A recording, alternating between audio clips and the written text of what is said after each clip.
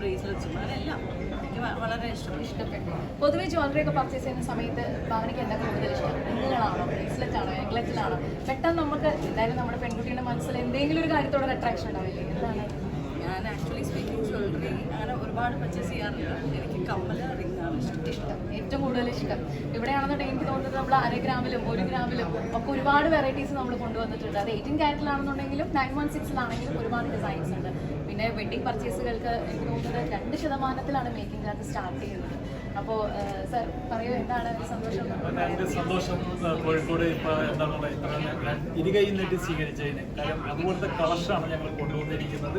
ഇപ്പോൾ ഇനാഗ്രേഷനൊക്കെ ക്രൗഡ് കണ്ടാൽ തന്നെ അറിയാം, ഒരുപാട് പേര് ഞങ്ങൾ അറിഞ്ഞ് ലോങ്ങിൽ നിന്ന് വരെ ഇവിടെ എത്തിയിട്ടുണ്ട് പർച്ചേസ് ചെയ്യാനായിട്ടും കാണാനായിട്ടും. അപ്പോൾ എല്ലാവരോടും ഞാൻ പറയുന്ന കോഴിക്കോടുകാരാണെങ്കിലും കണ്ണൂരായിക്കോട്ടെ, ഞാൻ അത് പ്രതീക്ഷയായിട്ടേക്കണം. വയനാട്, കണ്ണൂർ, മലപ്പുറത്തുനിന്ന് ഇവിടെ വന്ന് പർച്ചേസ് ചെയ്യാൻ പറ്റും, ആ ഒരു പ്രതീക്ഷയിലാണ്. പിന്നെ അടുത്തുള്ള സ്ഥലത്തേക്ക് കണ്ണൂരേക്കും ട്രിവാൻഡ്രം, കൊല്ലം, കോട്ടയം ഇതിലേക്ക് അടുത്ത ഉടനെ തന്നെ എത്തുന്നുണ്ട്. ഇപ്പോൾ അടുത്തത് വരുന്നത് അബുദാബിയിൽ തന്നെയാണ് അടുത്ത 13ാമത്തെ ഷോറൂം.